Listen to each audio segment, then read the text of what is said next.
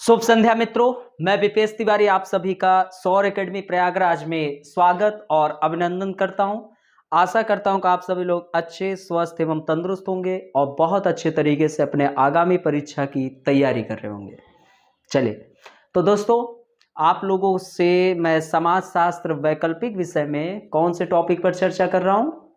Unit 4 चिंतक Durkheim, इस पर हमारी चर्चा हो रही है। तो आप लोगों का सिर्फ एक ही कार्य है कि क्लासेस को देखिए, अच्छे तरीके से रिवीजन करिए और फिर उसके बाद टेस्ट भी देते रहिए। और दूसरी चीज, शेयर करने में पीछे न हटिए, अधिक से अधिक सब्सक्राइब भी दीजिए। ओके, चलिए, तो हमारी चर्चा किस पर हो रही है? यूनिट 4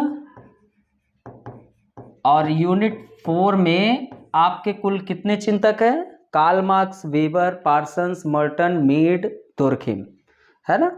तो ये थिंकर आपके दिए गए हैं। तो हमने दुर्खिम स्टार्ट किया हूं और दुर्खिम में यूपीएससी ने सिलेबस क्या दिया है, एक प्रकार से आप लोगों का रिवीजन मैं कराना चाह रहा हूं, फिर टॉपिक से लिंक हो जाएगा।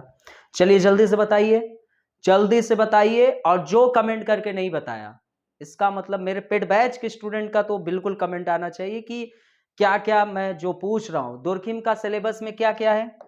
जल्दी से सभी लोग कमेंट करिए, पहला क्या दिया गया है? जल्दी से कमेंट सिलेबस में। ओके, तो समाज में श्रम विभाजन, ये यूपीएससी ने सिलेबस में दिया है। दूसरा क्या दिया गया है? जल्दी से सभी का कमेंट आना चाहिए। सभी लोग, सिलेबस एकदम रटा रहना चाहिए, टॉपिक भी रटा रहना चाहिए, सभी रिवीजन कराऊंगा। दूसरा दिया गया है सामाजिक तथ्य। जैसे आपके वेबर साहब ने बोला था कि समाजशास्त्र की विषय वस्तु क्या है? सामाजिक क्रिया है। और सामाजिक क्रिया में उन्होंने बताया कि यह अर्थपूर्ण हो और किसी अन्य की ओर दिशा निर्देशित हो। और 4 प्रकार की उन्होंने सामाजिक क्रिया बताई वेबर साहब ने: लक्ष्य उन्मुख, मूल्य उन्मुख, पारंपरिक, भावनात्मक क्रिया।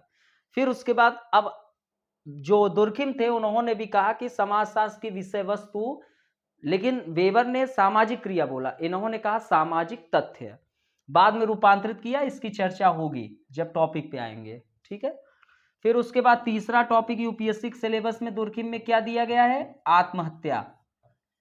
इसको यूपीएससी जो है आत्महत्या पे दुर्खिम का कनेक्ट करके भारतीय समाज में जो आत्महत्याएं हो रही उनसे जोड़कर भी पूछता है। तो सारा एनालिसिस किया जाएगा क्या चीजें हैं। चौथा, धर्म एवं समाज, धर्म एवं समाज, तो ये आपको दुर्खिम में पढ़ना है। अभी हमने आपको कौन सा टॉपिक स्टार्ट किया हूं? तो स्टार्ट है आपका समाज में श्रम विभाजन, ठीक है। तो क्या टॉपिक स्टार्ट हुआ है? श्रम विभाजन, ठीक है, यही स्टार्ट हुआ है। तो हम लोगों ने श्रम विभाजन के अंतर्गत क्या जाना कि यह दुर्खिम का क्या है? क्या दुर्खिम का यह एक रचित पुस्तक है? सभी लोग कमेंट करें। या इनकी प्रकाशित एक शोध पत्र है? जल्दी से सभी लोग कमेंट करें। तो दुर्खिम द्वारा, सभी लोग कमेंट करें। तो दुर्खिम द्वारा, ये आपको पता है कि दुर्खिम द्वारा यह एक प्रकाशित शोध पत्र था, लिखित पुस्तक नहीं थी, ठीक है। परंतु इसे समाजशास्त्र में पहला शास्त्रीय योगदान कहा जाता है। और दोस्तों, आपको मैंने बताया कि दुर्खिम इस योगदान के लिए कोई बहुत अच्छा अनुसंधान नहीं किए हैं, ये इनके सिर्फ और सिर्फ अनुमानों पर आधारित था, है ना। इन्होंने अनुमानों पर यह सिद्धांत दिया। और दोस्तों, सभी लोग कमेंट करो कि श्रम विभाजन की अवधारणा किसने प्रतिपादित की? किसने? दुर्खिम ने। अरे जल्दी से कमेंट, श्रम विभाजन की अवधारणा किसने प्रतिपादित की? जल्दी, कितने, किसने? बहुत अच्छा, आप लोगों ने बहुत शानदार प्रयास किया, ठीक है। तो दुर्खिम ने श्रम विभाजन की अवधारणा बिल्कुल भी प्रतिपादित नहीं की। किसने प्रतिपादित किया? तो एडम स्मिथ ने। किसने? एडम स्मिथ ने। बहुत अच्छा, सभी लोगों का बहुत शानदार प्रयास, है ना। तो एडम स्मिथ ने श्रम विभाजन को परिभाषित करते हुए क्या कहा? सभी लोगों का कमेंट आना चाहिए, जल्दी से जल्दी रिवीजन करिए और सभी लोग फास्ट फास्ट टाइप करिए। तो श्रम विभाजन को परिभाषित करते हुए एडम स्मिथ ने क्या कहा, जल्दी से बताएं, जल्दी से सभी लोग कमेंट। एक आपके पास 30 सेकंड है, सभी लोग कमेंट करिए। बहुत शानदार आप लोगों का प्रयास होना चाहिए।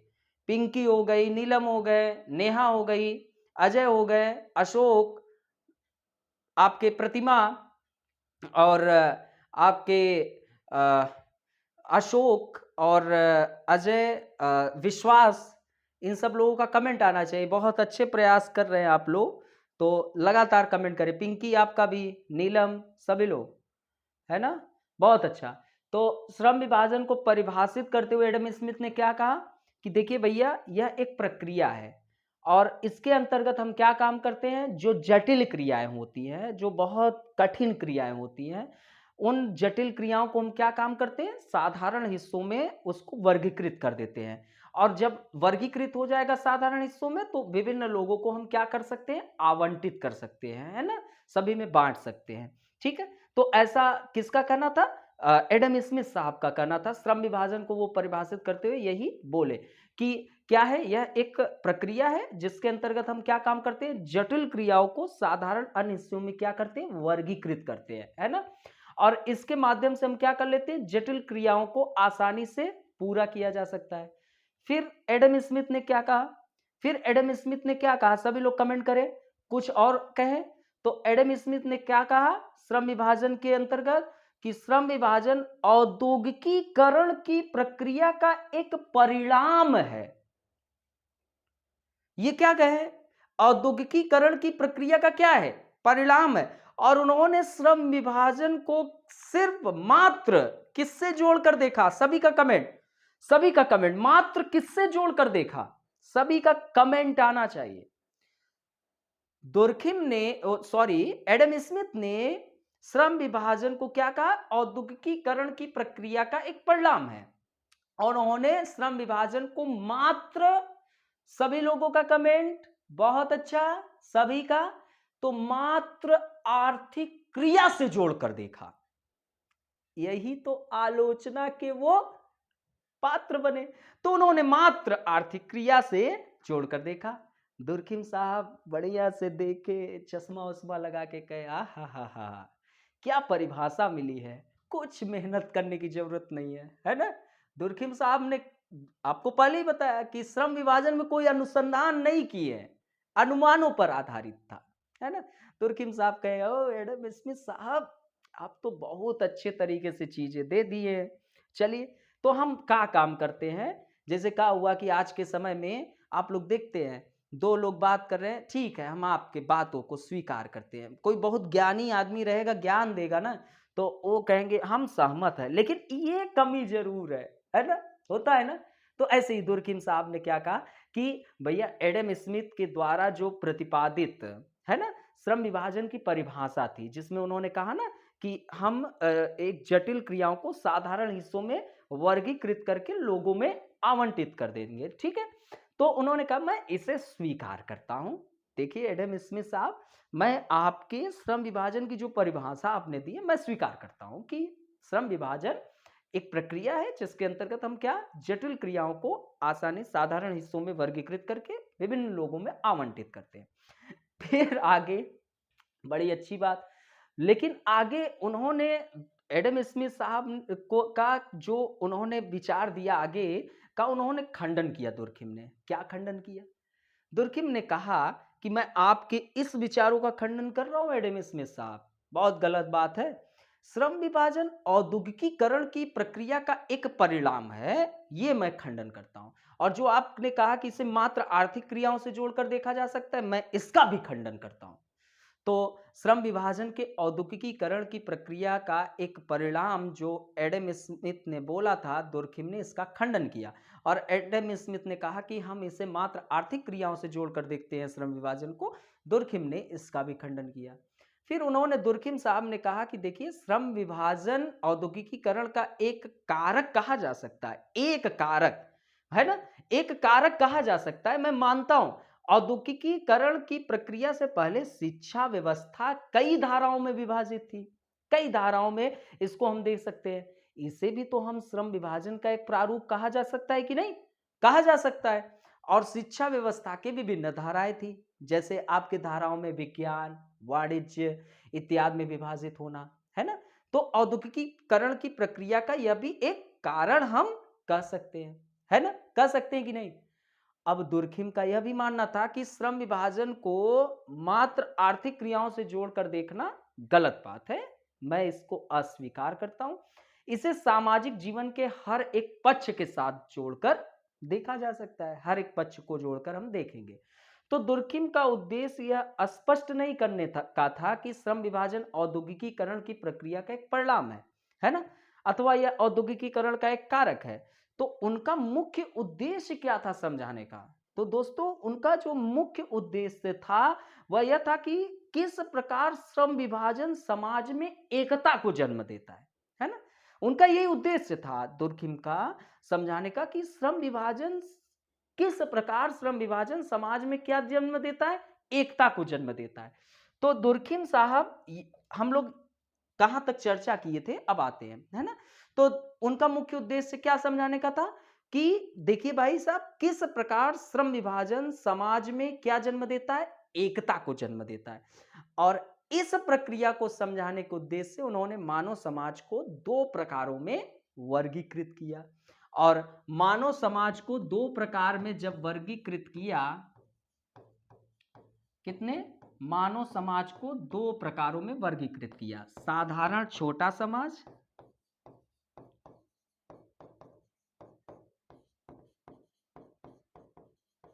और आधुनिक औद्योगिक समाज।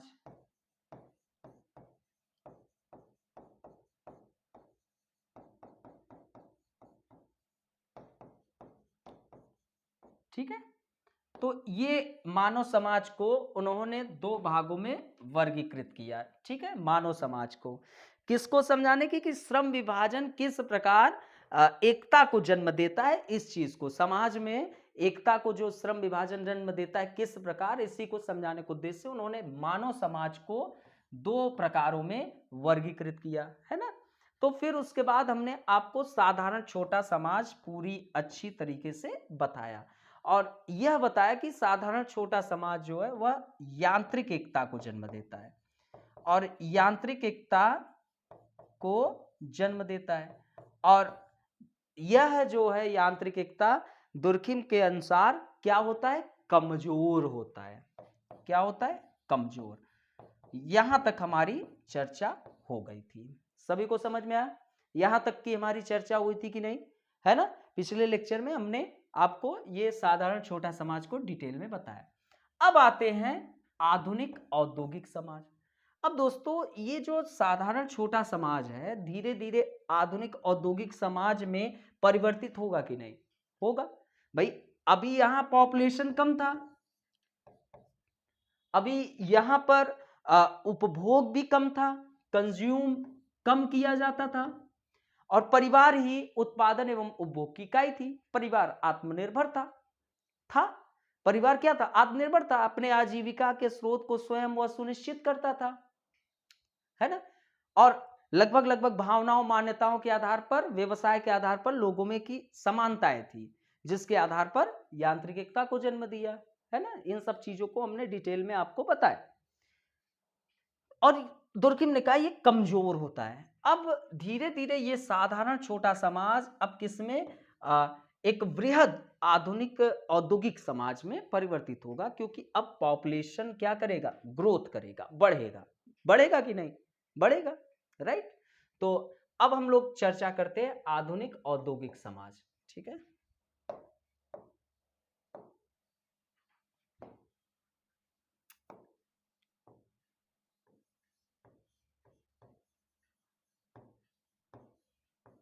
आधुनिक औद्योगिक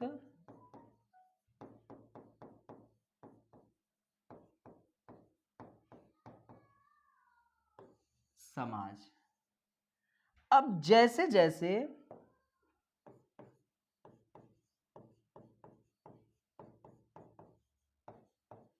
एक साधारण समाज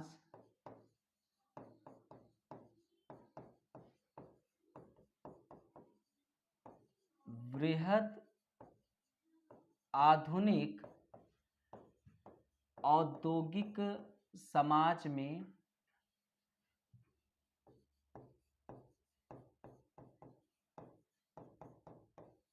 परिवर्तित होता है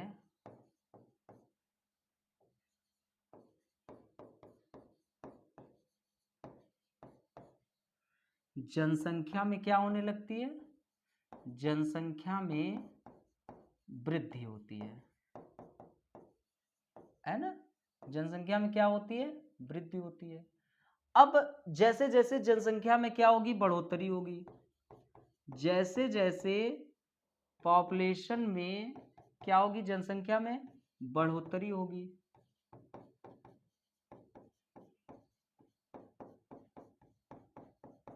तो जनसंख्या बढ़ेगी तो क्या वो कुछ खाएगा पिएगा नहीं, कुछ खाएगा पिएगा नहीं। आप ही के घर में 2 सदस्य थे, 2 से 4 हुए, तो भाई खाना बढ़ेगा कि नहीं बढ़ेगा, रसोई में खाना बढ़ जाएगा भाई, 4 लोगों का बनेगा, 4 का नहीं बनेगा, 5-6 का बनेगा भाई। एक अग्रासन भी आपको देना है, प्लस पड़ोसी प्लस कोई रिलेटिव आ गया भाई आपका, जाहिर सी बात है कि आप पॉपुलेशन बढ़ेगा तो रिश्तेदार बढ़ेंगे, नातेदार बढ़ेंगे, काफी कुछ चीजें बढ़ेंगी ना, है ना। आप ही लोग देखते हैं आए दिन प्रतिदिन कोई मित्र आ जाएगा, कोई मेहमान आ जाएगा, कोई वो आ जाएगा, है ना। ऐसा लगता है कि जैसे 4 नहीं 5-6 लोग 7 लोग घर में रह रहे हैं, तो 5-6 लोगों का खाना बनेगा। तो अब जैसे जैसे एक साधारण समाज क्या हो रहा है, वृहद बड़े आधुनिक औद्योगिक समाज में परिवर्तित हो रहा है, एक बड़ा समाज बन रहा है ना। तो बड़ा समाज बनेगा तो परिवर्तित होगा तो जनसंख्या में वृद्धि होगी, और जैसे जैसे पॉपुलेशन में बढ़ोतरी होगी तो क्या होगा, उपभोग भी बढ़ता है, उपभोग क्या होगा भी बढ़ता है। अब संसाधन क्या है हमारे यहाँ संसाधन क्या है भाई, आप ही कोई भी समाज हो, वो साधारण छोटा समाज हो चाहे वृहद आधुनिक औद्योगिक समाज हो, संसाधन सीमित होंगे, है ना। संसाधन प्रचुर मात्रा में मौजूद नहीं होंगे, सीमित संसाधन होंगे, है ना। तो अब क्या होगा, तो अब सीमित संसाधनों के लिए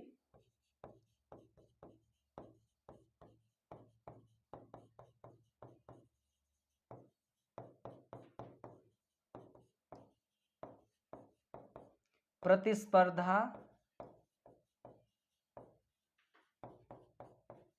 में बढ़ोतरी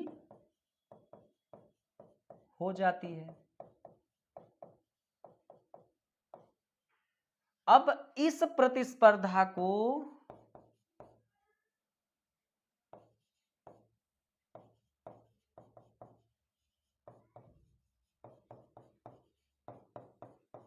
संघर्ष में परिवर्तित होने से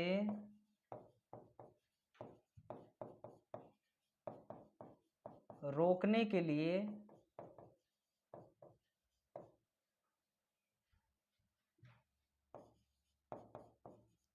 उत्पादन का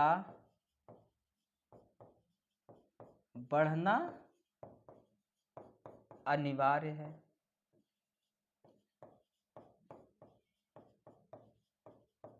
समझिए, सिंपल एकदम साधारणतः शब्दों में। अब ये जो समाज था साधारण छोटा समाज, अब धीरे धीरे आधुनिक और वृहद औद्योगिक समाज में चेंज हो रहा है। दुर्खिम, आपको मैंने क्या बताया, दुर्खिम श्रम विभाजन के माध्यम से किसको समझाना चाह रहे हैं कि समाज में एकता कैसे जन्म लेती है ना, किस प्रकार। तो इसी के उद्देश्य से मानव समाज को 2 भागों में बांटा। साधारण छोटा समाज में आप लोगों ने देखा, बहुत अच्छे तरीके से बताया। अब साधारण जो छोटा समाज था वो वृहद आधुनिक औद्योगिक समाज परिवर्तित हुआ।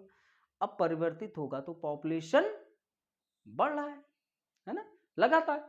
अब जब पॉपुलेशन बढ़ रहा है तो जैसे जैसे पॉपुलेशन बढ़ेगा उपभोग भी बढ़ेगा, सदस्य का आगमन होता जा रहा है तो उपभोग बढ़ेगा। अब संसाधन सीमित है, अब संसाधन सीमित है लेकिन उसके लिए क्योंकि जनसंख्या बढ़ रही है तो उसके लिए प्रतिस्पर्धा में बढ़ोतरी हो जाएगी, कंपटीशन ज्यादा हो जाएगा। अब ये प्रतिस्पर्धा को संघर्ष में, अगर ये प्रतिस्पर्धा संघर्ष में बदल गया तब तो खून खराबा हो गया। बहुत कुछ, जैसे अभी कोविड 19 में क्या हुआ, उत्पादन रुक गया। समझो, कोविड 19 में क्या हुआ, उत्पादन रुक गया। अब उत्पादन रुक गया, दुकानें बंद हो गई, काफी कुछ चीजें ब्लॉक कर दी गई लॉकडाउन में। अब लोगों तक अगर राशन नहीं पहुंचेगा, लोगों तक जो संसाधन नहीं पहुंचेगा, तो लोग क्या करेंगे, संघर्ष करेंगे, दुकानों को जो बंद है उन्हीं को लूट लेंगे। तो क्या होगा, इस संघर्ष में परिवर्तित होने से बचाने के लिए सरकार ने क्या किया, थोड़ा उत्पादन बढ़ाने की कोशिश की, लोगों तक पहुंच सुनिश्चित करने की कोशिश की, ताकि यह संघर्ष में परिवर्तित न हो पाए, है ना, संसाधन के लिए जो प्रतिस्पर्धा है। तो यहां पर भी वही चीज है, सीमित संसाधनों के लिए प्रतिस्पर्धा में क्या होती है, बढ़ोतरी हो जाती है। अब इस प्रतिस्पर्धा को, भाई यह जो प्रतिस्पर्धा है संघर्ष में परिवर्तित होने में टाइम बिल्कुल भी नहीं लगेगा, ये प्रतिस्पर्धा संघर्ष में बदल जाएगा, और प्रतिस्पर्धा संघर्ष में बदल गया तो वह नुकसान है समाज के लिए। तो इसी को परिवर्तित होने से रोकने के लिए क्या कर दिया जाए, उत्पादन को बढ़ाना क्या हो जाता है, अनिवार्य हो जाता है ना, है ना। तो क्या हो जाता है, उत्पादन का बढ़ना क्या हो जाता है, अनिवार्य हो जाता है। ठीक है, समझ में आया। तो यहां तक किसी को कोई दिक्कत हो तो वह कमेंट करे। चलिए, अब उत्पादन में जो बढ़ोतरी है,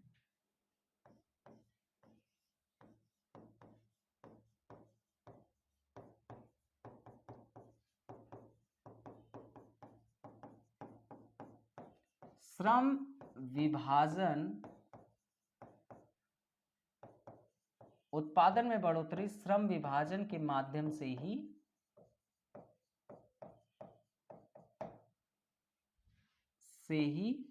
क्या है,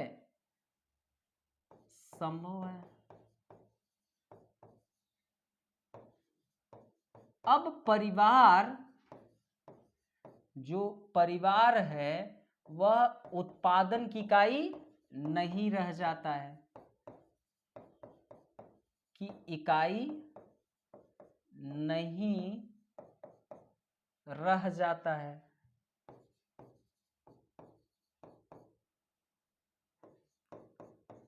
परिवार अब क्या रहेगा, तो परिवार मात्र उपभोग की इकाई बनकर रह जाता है,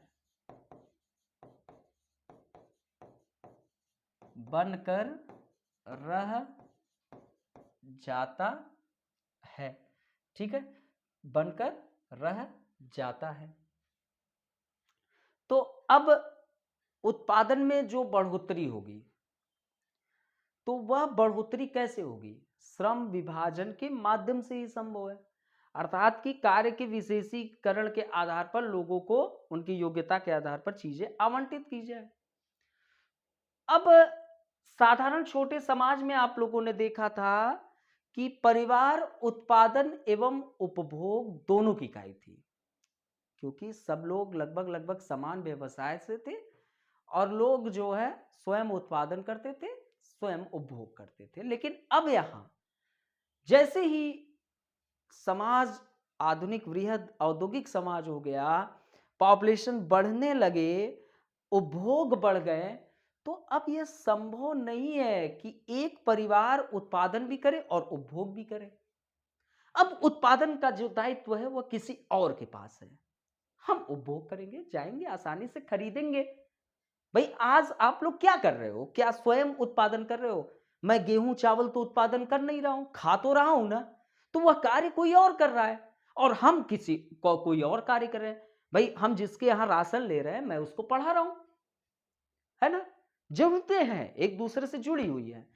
तो मतलब कि यहाँ की परिवार जो है अब उत्पादन की इकाई नहीं रह जाता है, परिवार मात्र किसकी, उपभोग की इकाई बनकर रह जाता है। तो परिवार किसका मात्र, तो परिवार अब उपभोग की इकाई बनकर रह जाता है।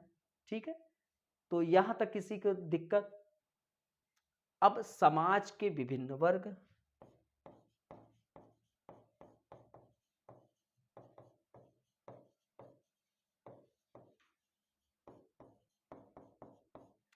भिन्न भिन्न आर्थिक क्रियाओं से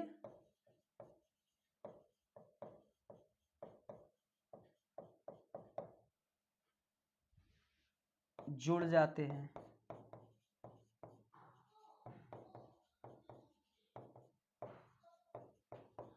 श्रम विभाजन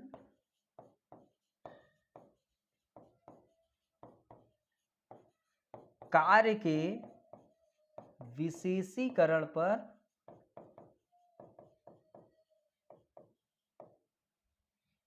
पर आधारित हो जाता है।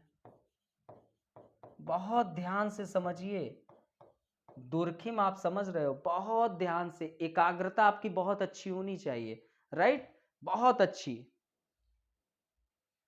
आपकी एकाग्रता जो है वो बिल्कुल भंग नहीं होनी चाहिए, बहुत शानदार तरीके से अभी आपको हम सारे चीजों को एकदम हल करते हुए चल रहे हैं। अभी पिछले वीडियोस में आपको मैंने बहुत अच्छे तरीके से चीजें बताई थी। वेट, तो उत्पादन में बढ़ोतरी किसके माध्यम, श्रम विभाजन के माध्यम से ही संभव है। अब ये पता चल गया कि जो साधारण छोटा समाज था वहां पर परिवार उत्पादन एवं उपभोग दोनों की इकाई था, लेकिन आधुनिक वृहत औद्योगिक समाज में परिवार जो है वो उत्पादन की इकाई नहीं रह जाता है, परिवार अब मात्र उपभोग की इकाई रह जाता है।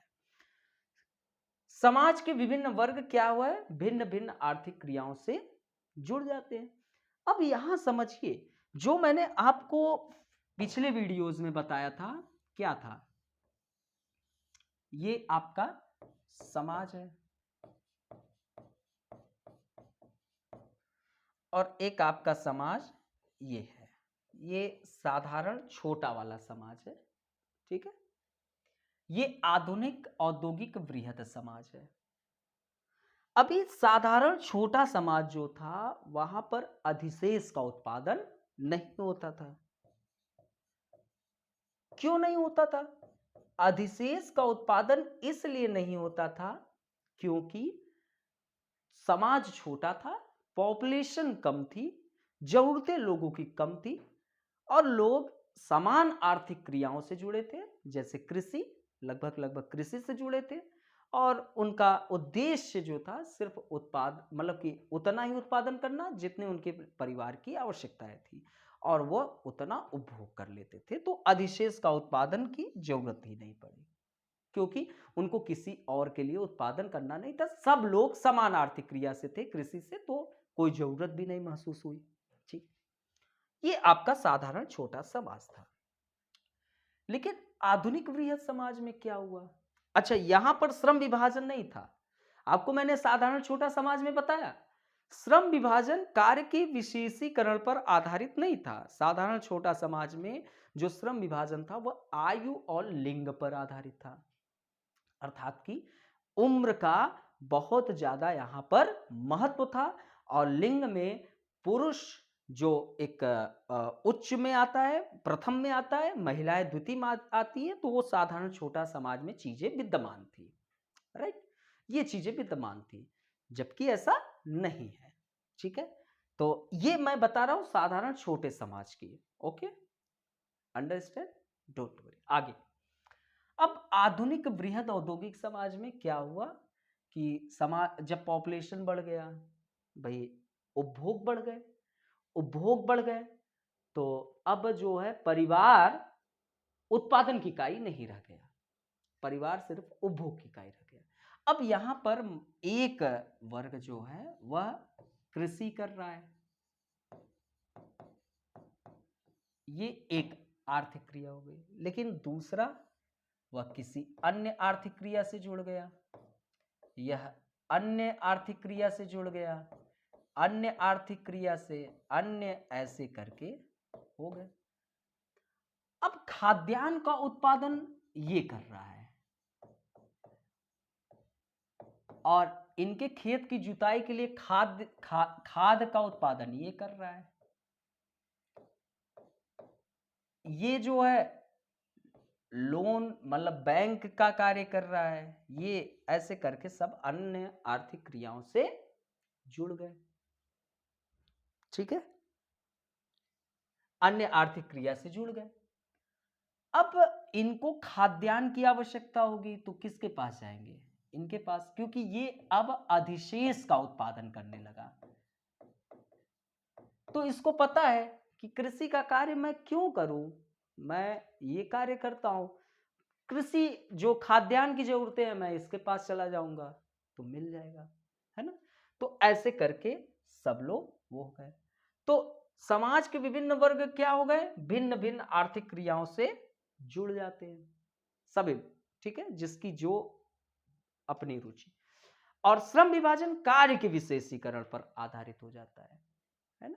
कार्य के विशेषीकरण मतलब कि योग्यताओं का महत्व हो जाता है, जिनके पास जैसी योग्यता उसके अनुसार उनको उनका हक, है ना, वैसे मिलना चाहिए। तो कार्य के विशेषीकरण पर आधारित हो जाता है। ठीक है, तो समाज के सभी वर्ग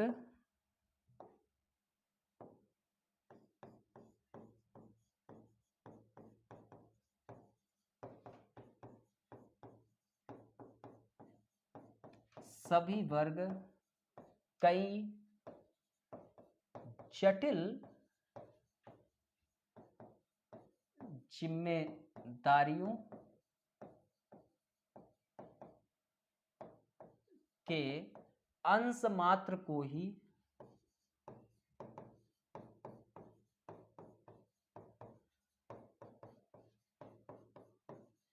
पूरा करने में लग जाते हैं।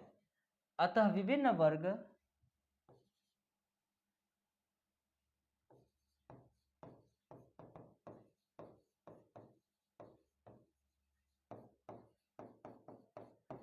समाज में अधूरे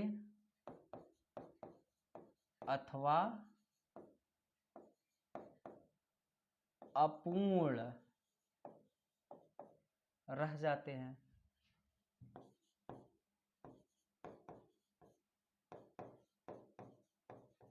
इसके कारण सभी वर्ग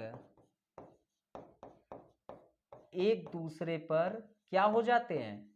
आश्रित हो जाते हैं।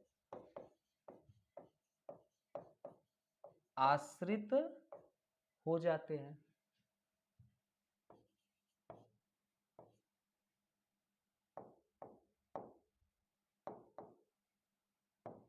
क्या हो जाते हैं? आश्रित हो जाते हैं। अब इस आश्रितता के कारण आप ही विचार करिए, इस आश्रितता के कारण समाज में एकता क्या हो जाएगी? समाज में एकता प्रबल हो जाती है। प्रबल हो जाती है। ठीक है, एकता क्या हो जाती? प्रबल हो जाती है। और इस एकता को दुर्खिम ने क्या कहा? सावयवी एकता का, सावयवी एकता या जैविक एकता का नाम दिया, एकता कहा। ठीक है, आप समझते हैं। तो अब समाज के सभी वर्ग क्या है भाई? जब श्रम विभाजन जो है वह कार्य के विशेषीकरण पर आधारित हो गया। अब कार्य की विशेषीकरण पर आधारित होने का तात्पर्य यह हुआ कि जो साधारण छोटे समाज में आपने देखा कि श्रम विभाजन कार्य के विशेषीकरण पर आधारित नहीं था, वह किस पर आधारित था? आयु एवं लिंग पर आधारित था। अब यहां वह बात बिल्कुल खत्म हो जाती है। अब यहां पर कार्य के विशेषीकरण पर आधारित होने से श्रम विभाजन अब यहाँ पर योग्यताओं को महत्व दिया जाएगा, है ना। अब यहाँ पर अगर एक महिला 25 साल की डीएम बन गई है और एक 60 साल का पुलिसकर्मी बुजुर्ग एक व्यक्ति है, तो उसमें उसका जो प्रतिष्ठाएं हैं वो अलग है एक डीएम की, है ना, जो महिला है। तो समाज के अब सभी वर्ग कई जटिल जिम्मेदारियों के अंश मात्र को ही पूरा करने में लग जाते हैं, अतः विभिन्न वर्ग समाज में अधूरे अथवा अपूर्ण रह जाते हैं, है ना। तो मतलब कि अब क्या हुआ कि जैसे आपको मैंने बताया कि अब ये कृषि का कार्य हो गया, ये कुछ और कार्य कर रहा है, जैसे ये एग्रीकल्चर का देख रहा है, ये सर्विस सेक्टर का देख रहा है, ये सेकेंडरी क्षेत्र का देख रहा है, ये मत्स्य पालन का कार्य कर रहा है, ये अलग अलग अलग अलग। तो अब देखिए समाज के सभी वर्ग कई जटिल जिम्मेदारियों के अंश मात्र को ही पूरा करने में लग जाते हैं। अब ये अंश मात्र, ये एग्रीकल्चर का एक मतलब कि एक कई समाज में कई जटिल जिम्मेदारियां हैं। अब उन जटिल जिम्मेदारियों में से एक जिम्मेदारी ये एग्रीकल्चर का ये कर रहा है, सेवा क्षेत्र में जो एक कार्य है उसको ये कर रहा है, द्वितीय क्षेत्र का जो कार्य ये कर रहा है, मान लो ये निर्माण कार्य से जुड़ा है, ये विनिर्माण कार्य से जुड़ा है। तो मतलब कि समाज के सभी वर्ग कई जटिल जिम्मेदारियों के अंश मात्र को ही पूरा करने में लग जाते हैं, अतः विभिन्न वर्ग समाज में अधूरे अथवा अपूर्ण रह जाते हैं। तो अधूरे हैं भाई, ये अपना आर्थिक कार्य कर रहे हैं तो कहीं ना कहीं इनका इन पर आत्मनिर्भरता होगी, इनका इन पर, इनका इन पर, इनका इन पर होगी कि नहीं होगी। इसके कारण सभी वर्ग क्या हो गए, एक दूसरे पर अब आश्रित हो गए। भाई आप ही देखो, आपके घर में मान लीजिए कि जैसे हमारे यहाँ, जैसे मान लीजिए कि किसी के घर में किसी की मृत्यु हो गई, अब उस मृत्यु में आप लोग देखिए, जैसे मान लीजिए हंडी की आवश्यकता हुई तो कुम्हार के यहाँ गए, नाऊ की आवश्यकता हुई तो वो हमारे घर में आए, पंडित की आवश्यकता हुई उनके यहाँ गए। तो मतलब कि सभी चीजें एक दूसरे से क्या है, जुड़े हुए हैं। तो हर एक चीज आपके किसी भी घर में, किसी भी घर में आप बैठकर सोचना, आप ही के घर में कई चीजें होंगी जो अलग अलग विभिन्न वर्गों के द्वारा आई हुई चीजें होंगी, है ना। जाति पात यहाँ पे कहाँ है, खत्म है। भाई कुम्हार के यहाँ से आपके यहाँ क्या, दिवाली में जो आप जलाते हैं दिए, वो कहाँ से आता है, कुम्हार के यहाँ से आता है। जो आप पटाखे फोड़ते हैं, मोमबत्ती जलाते हैं, वो किसी बनिए की दुकान से आता है ना, है ना। किसी पंडित जी को बुलाएंगे, पूजा सुनाएंगे। तो मतलब कि हर एक चीजों को आप देखेंगे तो कोई ना कोई उसका जिम्मेदारियों को क्या कर रहा है, पूरा कर रहा है। तो अब इसके कारण सभी वर्ग एक दूसरे पर क्या हो जाते हैं, आश्रित हो जाते हैं। इस आश्रितता के कारण समाज में क्या हो रही है, एकता प्रबल हो जाती है। आज देखो, अभी देखो, मान लो कि क्या हुआ कि किसी की हमने मान लीजिए कि मिस्त्री है, हमने मिस्त्री को बड़ा गलत शब्द बोल दिया, भरा बुरा बोल दिया, जो घर बनाते हैं, अब बोल दिया। अब मिस्त्री पूरा समाज आपसे नाराज हो गया, आपको दोबारा घर बनवाने की आवश्यकता होगी तो आएगा ही नहीं कोई, है ना। लेकिन आप सम्मान के नजरिए से बड़े अच्छे तरीके से वार्ता कर रहे हैं, भाई एक दूसरे की जरूरत है। तो क्या हो रहा है, अब एक सभी वर्ग एक दूसरे पर आश्रित हो गए। अब इस आश्रितता के कारण समाज में क्या हो रही, एकता प्रबल हो जाती है। और इसी एकता को उन्होंने, दुर्खिम ने सावयवी एकता एवं जैविक एकता कहा। ठीक है। अब दुर्खिम के अनुसार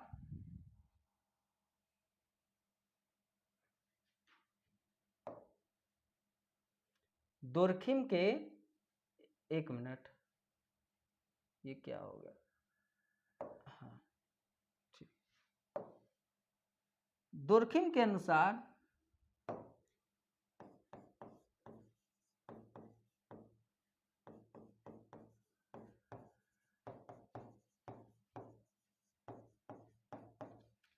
आधुनिक औद्योगिक समाज में, औद्योगिक समाज में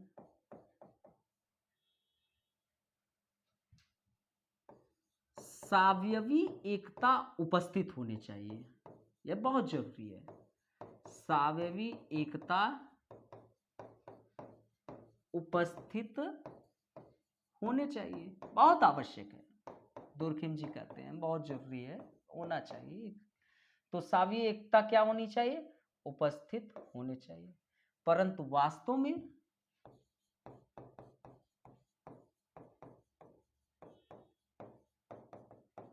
इसकी उपस्थिति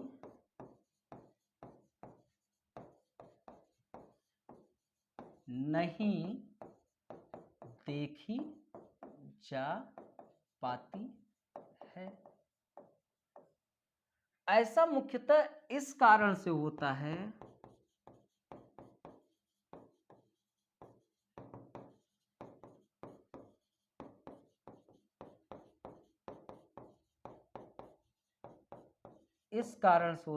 कि आधुनिक औद्योगिक समाज में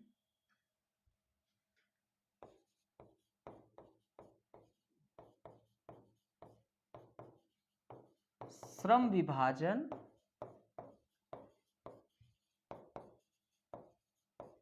संपूर्ण नहीं होते हैं। ठीक है, बहुत अच्छी बात दुर्खिम साहब ने बहुत अच्छी बात कहे, बहुत अच्छी बात। अब साविवी एकता आधुनिक औद्योगिक प्रिय समाज में होना अत्यंत आवश्यक है। खैर वो इसलिए हो पाएगा जब श्रम विभाजन कार्य के विशेषीकरण पर आधारित हो। तो आधुनिक औद्योगिक समाज में ये एकता बिल्कुल उपस्थित होनी चाहिए, ऐसा दुर्खिम का कहना है। लेकिन वो आगे कहते हैं कि इसकी उपस्थिति वास्तव में देखी नहीं जा रही है, क्योंकि मुख्यतः इसके पीछे क्या कारण है कि श्रम विभाजन संपूर्ण नहीं है। भाई जब योग्यता के अनुसार चीजें नहीं बटेंगी तो दिक्कत होगी। भाई आप देखिए, यहाँ पर मुझे किसी पार्टिकुलर पार्टी की आलोचना नहीं करनी है, लेकिन आप खुद अपने आंखों से देख सकते हैं। आपके सपा में देखिए, सपा में समाजवादी पार्टी, क्या समाजवादी पार्टी में चीफ मिनिस्टर उनके परिवार के अलावा कोई और हो सकता है? भाई आखिरकार ये जो धरोहर में आपको चीजें मिल जा रही है, ये गलत है। गलत है कि नहीं? भाई समाजवादी पार्टी के अध्यक्ष आप ही के फैमिली के, चीफ मिनिस्टर आप ही के फैमिली के, योग्यता का कहा गया? कांग्रेस को देखिए भाई, जब कांग्रेस को देखिए, जब आदरणीय राहुल गांधी जी के अंदर वो योग्यताएं नहीं है कि नहीं भाई, वो योग्यताएं मौजूद नहीं है, तो आप क्यों उनको जबरदस्ती लेकर चल रहे हैं? क्यों हमारे भारत देश को एक संकट में डाल रहे हैं? भाई और योग्यताएं मौजूद हैं, उनको आगे दीजिए, कम से कम बेस्ट आलोचक तो बन सके। भाई आपका कर्तव्य क्या है? आपको इतिहास क्या माफ करेगा? भाई बीजेपी मान लो कि कोई गलत कार्य कर रही है जो हमारे लोकतंत्र के हित में नहीं है, और आप एक बेस्ट आलोचक नहीं बन पाए क्योंकि आपके अंदर एक परिवार का मोह माया था। आप उस मोह माया में बिल्कुल फंसे हैं। और जबकि कांग्रेस एक राष्ट्रीय पार्टी है, उसका कर्तव्य है कि मैं एक बेस्ट आलोचक में अपनी भूमिका दूं। वह भूमिका दे पाने में आप असफल हैं, तो आपको इतिहास माफ नहीं करेगा। आपको इतिहास बोलेगा कि जब हमारे इस लोकतंत्र को बेस्ट आलोचक की आवश्यकता थी, उस वक्त बेस्ट आलोचक जो है सिर्फ और सिर्फ अपने मोह माया में इस भारतीय समाज को संकट के काल में डाल दिया। तो मेरा बस यही कहना है कि सपा हो बसपा हो, खैर बीजेपी में एक चीज अच्छी बात है कि वहां पर वंश की जो परंपराएं हैं वो मौजूद नहीं है। इसी कारण लोगों का प्रिय पार्टी में से एक भी हो जाता है। देखिए हम किसी की प्रशंसा नहीं कर रहे हैं, न किसी की आलोचना कर रहे हैं, लेकिन खुद आप देखिए, क्या यहां पर श्रम विभाजन आपको देखने को मिलता है? मिल रहा है। योग्यता के अनुसार आपको उसका पद मिले। भाई कार्यकर्ता हैं जो सपा बसपा कांग्रेस के लिए अपना परिश्रम किए, भाई उनकी योग्यता के अनुसार उनको पद दीजिए। कांग्रेस में कितना अच्छा नेता है सचिन पायलट, उसको मौका दीजिए। अब आदरणीय अखिलेश जी, आदरणीय सचिन पायलट जी, तो आदरणीय अखिलेश जी आज तक कोई चुनाव जीते हैं? कोई चुनाव नहीं जीते। तो मतलब यहां पर सिर्फ मेरा ये समझाने का उद्देश्य है, मैं टॉपिक पर आता हूं, मेरा सिर्फ समझाने का उद्देश्य है कि ऐसा मुख्य कारण आधुनिक औद्योगिक समाज में श्रम विभाजन क्या है, संपूर्ण ही नहीं होता है। जब श्रम विभाजन आपका संपूर्ण ही नहीं है तो कहां से, तो वास्तव में औद्योगिक समाज में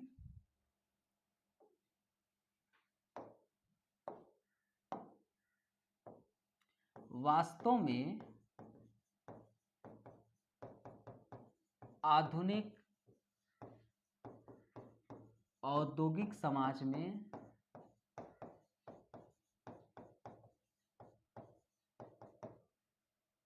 तीन अलग अलग प्रकार के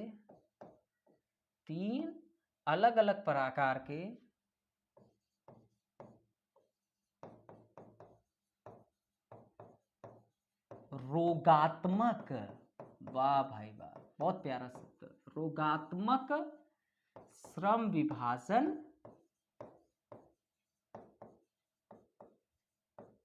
विभाजन की व्यवस्थाएं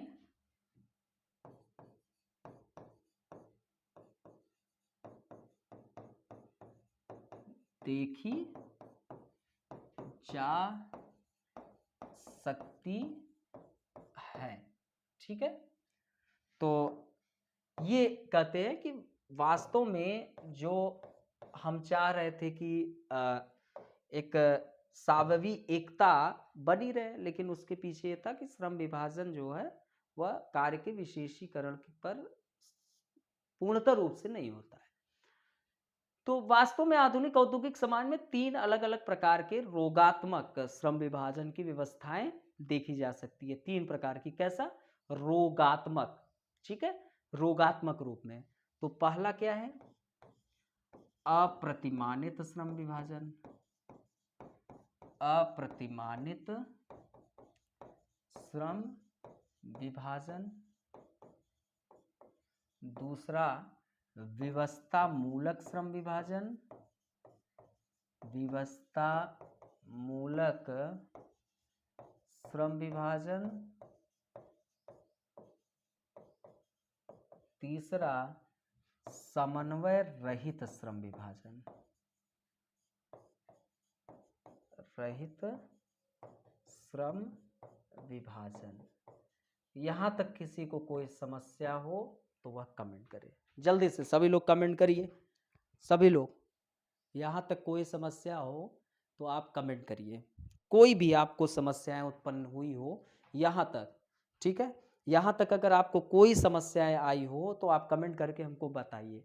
तो वास्तव में अब आगे बताते हैं, एक्सप्लेन करेंगे, कौन, आपके दुर्खिन साहब कहेंगे कि देखिए भाई, ये जो उन्होंने देखा ना चश्मा वश्मा लगा के, बढ़िया से हाई क्वालिटी की चश्मा आप लोग लगाते होंगे, जो पढ़ाई करते होंगे, जो बहुत ज़्यादा अध्ययन करते हैं, उनकी आंखें कमज़ोर हो जाती है, लेकिन हमारी आंखें अभी बची हुई है, चश्मे की आवश्यकता नहीं हो रही है, अच्छी खासी दूरियों को मैं देख सकता हूँ।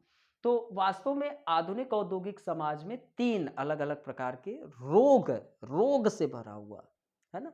जैसे हमारे समाज में कई रोग होते हैं, पहला रोग तो यही मान लो कि जिसमें महिला और पुरुष में लोग भेद करते हैं, बेटा बेटी में भेद करते हैं, ये सबसे बड़ी रोग है। दूसरी चीज़ ये रोग है कि जो जब व्यक्ति यह सोचने लगता है कि जो महिला है वह सिर्फ और सिर्फ उसके मनोरंजन की एक साधन है, तो वो सबसे बड़ा भूल कर रहा है। साले तुम मर जाओगे, विनष्ट हो जाओगे, तुम्हारा तुम मतलब कि तुम्हारा पूरा मूल नाश नष्ट हो जाएगा, तुम कहीं का नहीं रह पाओगे, ऐसा जब सोचते हो। क्योंकि जब आप ऐसा सोच रहे हो तो आप अपने माता के सगे नहीं हो, बहन के सगे नहीं हो भाई, कहीं ना कहीं आपका रिश्ता तो भाई माँ से भी तो जुड़ा है, आपकी बहन से भी जुड़ा है, प्लस अब तुम अपने मातृ देश के भी सगे नहीं हो, है ना, ऐसा सोचने वाले। तो ये तीन रोगात्मक, अब इसको हम लोग अच्छे से वृहद स्तर पर समझेंगे। अप्रतिमानित श्रम विभाजन, इसमें बहुत अच्छे तरीके से प्रतिमान शून्यता को समझेंगे, और विवस्था मूलक श्रम विभाजन और समन्वय रहित श्रम विभाजन। और जब पढ़ो चीज़ों को, थोड़ा बहुत भारतीय समाज को, इन थिंकर को, भाई हमारा उद्देश्य क्या है, आपको बिल्कुल वो थॉट डेवलप करना, वो तर्क डेवलप करना, ताकि आपके अंदर सोचने की जो कला है वह डेवलप हो। कला कैसा, सोचने की, आपके अंदर एक स्पेकुलेटिव मेथड, ज्ञान प्राप्त करने के दो तरीके, एक अनुभव मूलक पद्धति, एक चिंतन मूलक पद्धति। तो अनुभव तो आपके पास है ही है, चिंतक मतलब कि चिंतन करिए इन टॉपिक पर, जब थोड़ा विश्लेषण करेंगे, एनालिसिस करेंगे तो चीजें और अच्छा बेहतर निकल कर आएगी, है ना। तो इन तीनों को बहुत अच्छे तरीके से नेक्स्ट लेक्चर में जानेंगे। यहाँ तक कोई समस्या हो कमेंट कर दीजिए। बाकी आशा करता हूँ कि आप लोग बहुत अच्छे तरीके से तैयारी कर रहे होंगे, खूब अच्छे तरीके से रिवीजन कर रहे होंगे, बहुत अच्छे तरीके से मेहनत कर रहे होंगे। ईश्वर पर भरोसा रखिए, ईश्वर बहुत दयालु है, आपका हमेशा ध्यान रखता है। बट आप भी ईश्वर का ध्यान रखिए, हमेशा अच्छे मार्ग पर चलिए, अपने माता पिता का सम्मान करिए, अपने बड़ों का हमेशा आशीर्वाद लेते रहिए और जीवन में आगे बढ़ते रहिए। Okay, bye bye, take care.